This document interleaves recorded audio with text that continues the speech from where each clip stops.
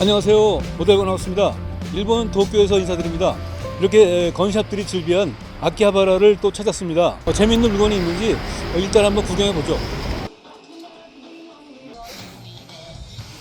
네, 제가 근데 몇몇 건샵들을 돌아봤는데요. 살만한 걸 찾기가 의외로 쉽지 않네요. 괜찮다 싶으면은 너무 가격이 비싸서요.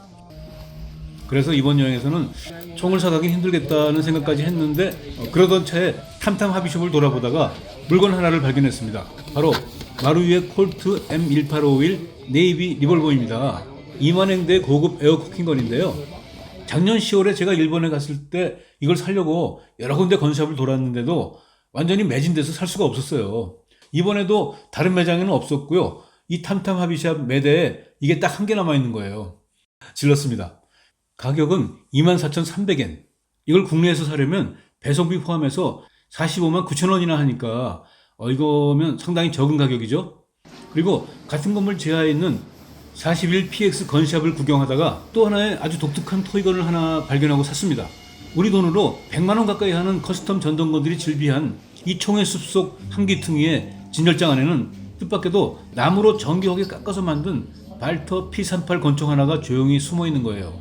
이거는 비비탄 총이 아니라 고무 밴드 발사총이에요. 이렇게 좀 구하기 힘든 두 자루의 토이건을 낚은 저는 이 물건들을 국제 우편으로 한국으로 붙이기로 했습니다. 이걸 가지고 들어가려다가는 입국대, 공항에서 이런저런 귀찮은 일이 생길 수가 있기 때문에 우편 발송은 제가 애용하는 방법인데, 구체적인 국제 우편 발송 방법은 제 채널에 일본 여행 중 국내가 38만 마루이 리볼버를 18만에 구입 영상에서 설명드렸으니까 참고해 주시기 바랍니다. 호텔로 돌아왔고요. 물건들을 살펴보겠습니다. 이거는 목재 발터 P38. 오래된 중고품인데도 오리지널 박스까지 있어요. 고급 목재인 월러스를 만들었고요. 이런 나무 토이건이라면 그냥 귀국할 때 들고 가도 별 문제가 없어 보이긴 하지만 우편 발송하는 김에 두 개의 총을 함께 붙이겠습니다. 자, 다음은 마루이의 M1851인데요. 박스부터 고급스럽고요. 이건 웬만한 가스건 못지않은 가격에 최고급 에어코킹 리볼버라고 할 수 있지만 일본 기준으로 10세 이상용으로 발매됐습니다. 그래서 발사 파워가 0.14주울 이하이기 때문에 0.2주울 이하라는 국내 기준에 저촉이 안 됩니다. 문제는 외관이죠. 총구에 칼라파트가 없기 때문에 이대로는 잘못하면 통관이 안 될 수 있어서 저는 칼라파트를 붙여서 발송하려고 이렇게 미리 칼라파트를 준비했습니다. 근데 육각기둥형 배럴의 총구가 특이해서 일반적인 칼라파트가 잘 들어가지는 않네요. 그래서 약간의 가공을 했고요. 접착제로 잘 붙였습니다. 이제는 파워나 외관 모두 국내 법규에 저촉이 되지 않는 물건이 됐습니다. 포장을 하겠습니다. 현지에서 구한 골판지 박스에다가 두 개를 넣어서 포장을 하고요. 호텔 인근 우체국에서 EMS로 발송했습니다. 발송비는 두 개 합쳐서 3,100엔 들었습니다. 칼라파트를 붙였던 덕인지 잘 통관돼서 집으로 배송됐습니다. 총포협에 보내서 검사를 받는다든가 하지도 않았습니다. 근데 관세가 4만 960원 붙었네요.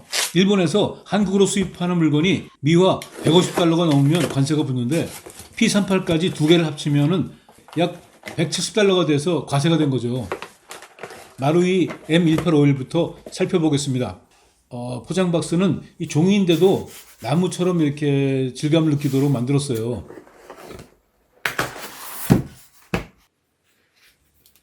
박스 안에는 이렇게 총과 함께 실총의 퍼커션 캡을 재현한 황동제 캡들이 들어있습니다. 이 유틸리티 박스에는 비비탄 그리고 예비용인 두 개의 캡까지 있고요. 요거는 호법 조정용 툴이죠.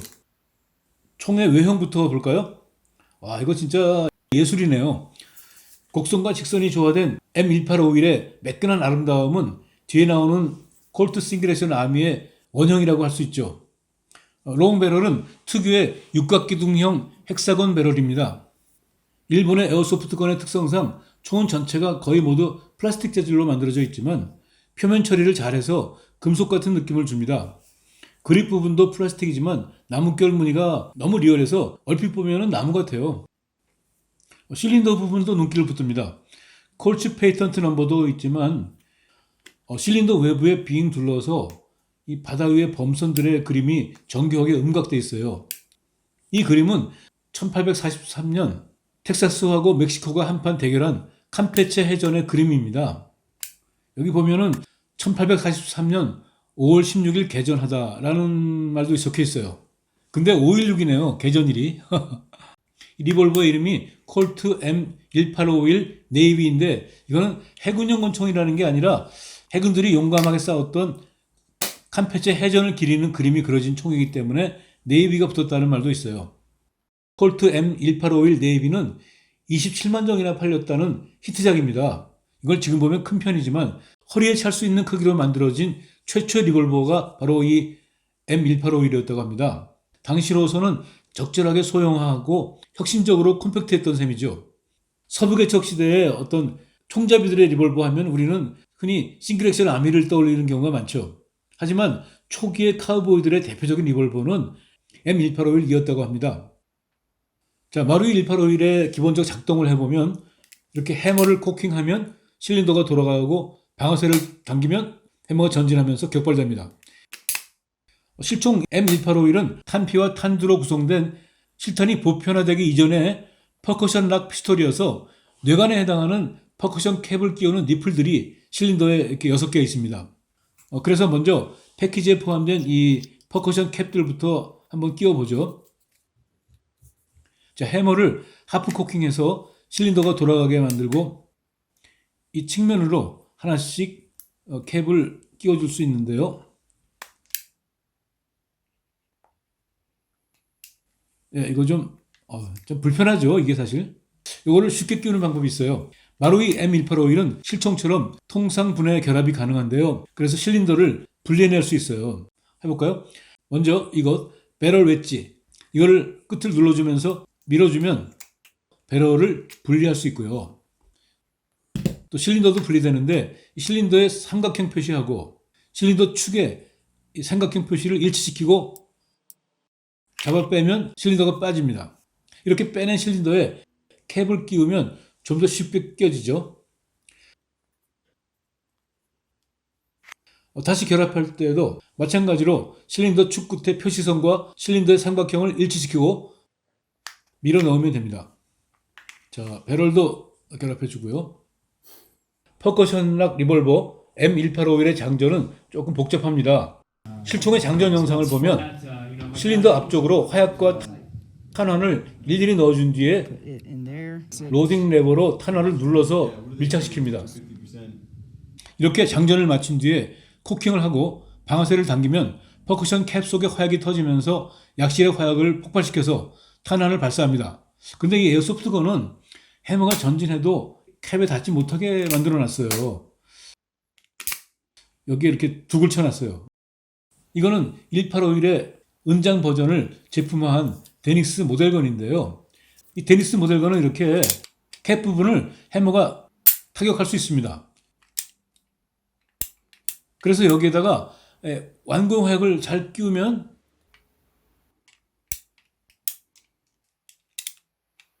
이렇게 화약처럼 터뜨릴 수도 있어요. 근데 이 마루의 리볼버는 여러 가지 안전을 고려한 것으로 보이는데 해머 타격이 불가능하게 만들었어요. 그러면 에어소프트건으로서의 M1851은 어떻게 비비탄을 발사할까요? 이렇게 해머를 코킹하면 그립 안에 내장된 피스톤의 스프링이 압축되고 격발하면 공기를 뿜어내서 실린더의 비비탄을 발사합니다. 일반적인 에어코킹 리볼버는 실린더의 뒤쪽으로 공기를 뿜어내서 약실의 비비탄을 발사하는데요.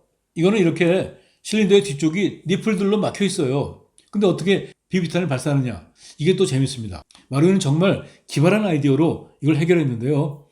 분해해서 보여드릴게요.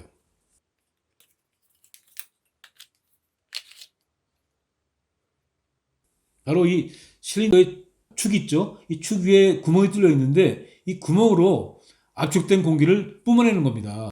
한번 여기 코킹한 뒤에 이 구멍 위에다가 비비탄을 올려놓고 격발하면 이렇게 날아가죠. 자, 그러면 이 공기는 그럼 실제로 어디로 가느냐? 이 실린더 안쪽을 보시면요, 이 뚫린 구멍이 보이는데요.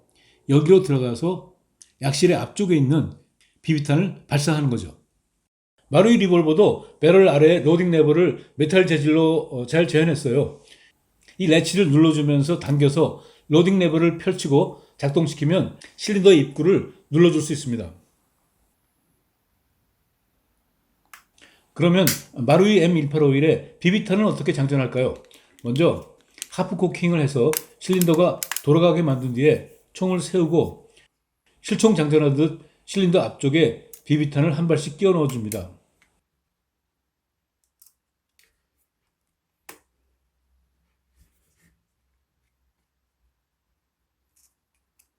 야, 근데 이거 진짜 불편합니다. 그래서 실총의 경우에도 이런 퍼커션이나 리볼버의 장전을 편하게 해주는 로딩 스탠드를 쓰기도 합니다. 인터넷에서는 이런 스탠드를 판매하기도 하지만 간단한 모양이니까 저는 총의 사이즈에 맞는 로딩 스탠드의 제작에 한번 도전해봤습니다. 네, 약간 좀 엉성하긴 하지만 이런 모양으로 완성됐습니다. 직접 만든 로딩 스탠드에 마루이 M1851을 이렇게 올려놨습니다. 이거 일본말 써서 죄송하지만 뭔가 좀 간지가 나네요. 이렇게 받쳐놓고 비비탄을 넣어보죠. 네, 이렇게.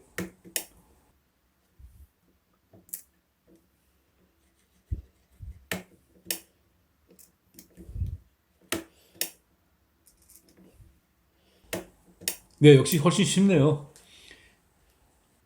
비비탄을 손으로 꾹꾹 눌러주는 정도로도 충분하긴 하지만 이렇게 로딩 레버를 펼쳐서 하나씩 눌러주면 확실하게 밀착이 되고 뭐 실총 장전하는 것 같은 기분도 맛볼 수 있습니다.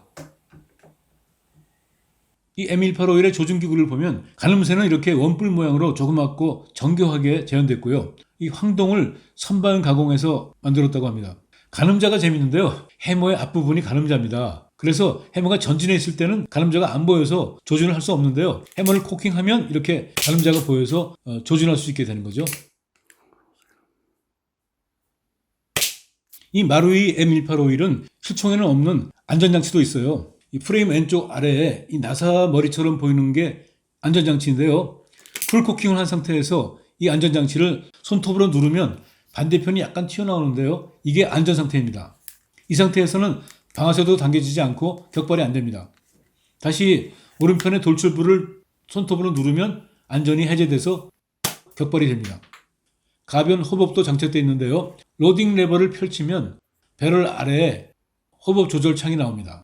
다이얼은 손톱으로도 돌릴 수는 있지만 상당히 불편하죠. 패키지에 있는 호법 조정 툴로 돌리면 편하게 조정할 수 있습니다. 그러면 이번엔 표적에 한번 사격해 보겠습니다.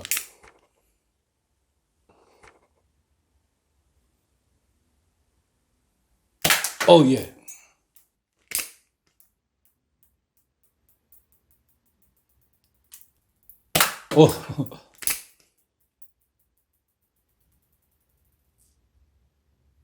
어, 물론 가까운 거리에서 쏘긴 했지만 세 발 다 맞았습니다. 그럼 거리를 약간 띄워놓고 이번엔 6개의 표적에 한번 도전해 보죠.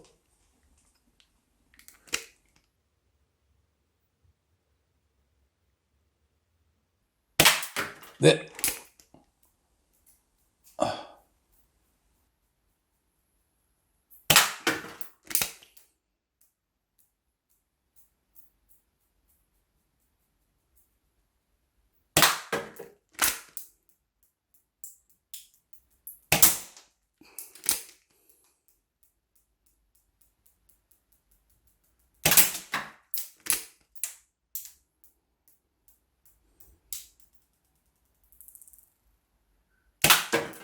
네.